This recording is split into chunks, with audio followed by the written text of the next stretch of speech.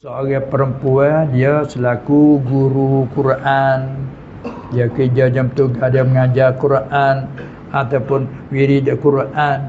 Tiba-tiba perempuan dalam masa yang tak sampai 50 tu galiknya masih di dalam keadaan mari kotor, haid. Dan setahu kitanya apabila datang haid, kita ni panggil perempuan yang haid, haram atasnya membaca Quran, bukan? Bukan saja tanggung Quran, baca tu pun haram. Bila sebut baca tu dengan apa? Dengan hati ke dengan lidah? Baca dengan lidah. Kalau baca dengan hati boleh tak? Boleh. Tengok Quran, tengok dia baca dalam hati. Ada apa? Tak boleh baca di lidah. Baiklah, dia guru Quran. Bagaimana dia nak baca ketika dia haid? Di sinilah kita pulang kepada tengok di kalangan ulama rahimahumullah taala ada khilaf mengatakan jika hak haram itu jika kita baca niatkan Quran. Adapun kalau kita baca tapi niat zikir, dia kata tak mengapa. Tetapi kalau orang Arab tak apalah, dia dah cakap Arab hari-hari. Tengok dia dah kecek, dia ceramah Arab. Hak mana ayat, hak mana bahasa tak tahu, dia dah Arab belaka. Kita dengar ayat penuh dia dah ada walau kecek video. Saya dengar, boleh jadilah dia baca selit ayat Quran dan niat zikir, boleh jadi.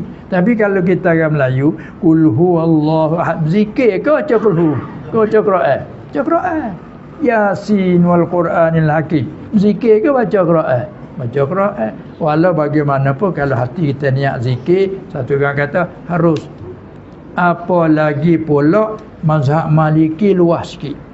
Mazhab Maliki dia kata kalau perempuan dari datang haid boleh dia baca Quran dengan niat zikir. Apalagi guru yang mengajar Quran. Apalagi zaman sekarang, budak-budak sekarang dah ni dia mengaji kadang kena hafal Quran. Kadang-kadang nak periksa kena hafal Quran, kena baca Quran kan. Maka kebetulan dia haid, kita taklid. Kau yang mengatakan mazhab Maliki kata boleh. Beza dengan orang janabah, orang berjunub. Di sana dia kata kalau sedikit tak apa, kalau banyak tak boleh. Boleh dengan niat zikir walaupun banyak. Apa beza dengan orang berjunub? Beza lain. Orang berjunub keluar mani hasillah berjunub.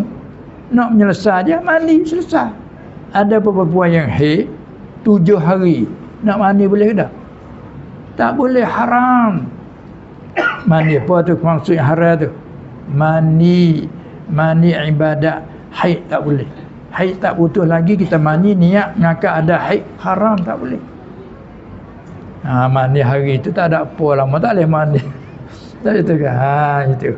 Sebab itulah Maliki kata kalau perempuan dalam haid nifas dia selalu duk amal dengan baca Quran, susah hati orang hidup dengan Quran ni, maka dia baca niat zikir boleh.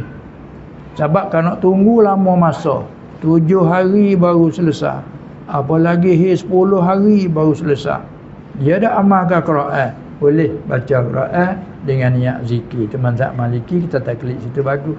Ada mazhab kita kalau sedikit niat zikir boleh, kalau banyak tak boleh. Itulah pedah dan utuhnya khilaf ulama rahimahumullah taala.